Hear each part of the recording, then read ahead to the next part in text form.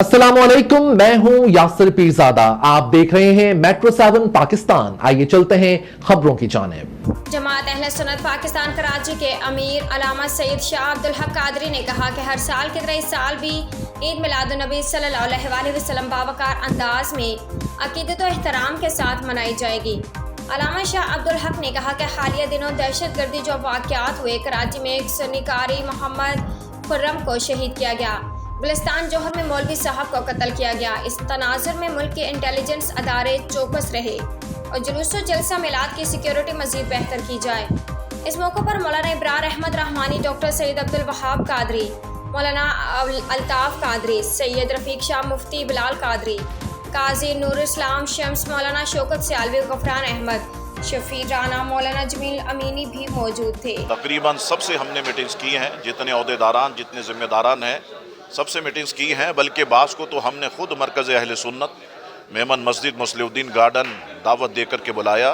Mayor Karachi Murtaza Wahab भाई अल्हम्दुलिल्लाह हमारी दावत पर आए और उन्होंने भरपूर ताउन का यकीन दिलाया। इसी तरह से IG सिंध अल्हम्दुलिल्लाह हमारी दावत पर आए और उन्होंने भरपूर ताउन का यकीन दिलाया।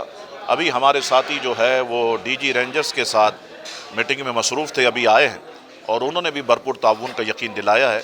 तो इंशाअल्लाह तबारक व तआला अल्लाह ताला करम करने वाला है और अल्लाह ही हिफाजत फरमाने वाला। बिल्कुल मैं ये कहना चाहूँगा अपनी आवाम से कि आप बिल्कुल वक्त पर तशरीफ़ ले आए। इंशाअल्लाह तबारक व तआला 3 बजे से पहले ही हम कोशिश करेंगे कि हमारा जुलूस रवां दवा हो जाए और हम असर की नमाज़ नशर पार्क में जमात के साथ अदा करें और उसके बाद जो मिलाद मुस्तफ़ा कॉन्फ्रेंस होगी उसमें शिरकत करें और उसके बाद मगरिब की नमाज़ भी हम जो है वो जमात के साथ अदा करें। इसमें मैं ये भी कहूँगा अपनी आवाम, आप अपने ख़वातीन को जुलूस में लेकर के ना आएँ, बच्चे और बच्चियों को जुलूस में लेकर के ना आएँ और वो लोग कि जो नियाज़ खिलाते हैं मैं उनसे कहूँगा नियाज़ को जो है वो ज़ाया नहीं करें, फेंकें नहीं खुदा के लिए। इसका आप रिस्क का मजाक नहीं उड़ाएं, बल्कि आपने खिलाना है तो लोगों को एक जगह पर बिठाकर मोहब्बत और प्यार के साथ बिठाएं, आप उन्हें खिलाएं। आपको खिलाने से कोई नहीं रोक रहा, लेकिन हमें तकलीफ़ होती है कि जब रिस्क को फ़िज़ाओं में बुलंद किया जाता है, ये हमें बहुत तकलीफ़ होती है। उम्दा में पकाएं और जी भर के खाएं।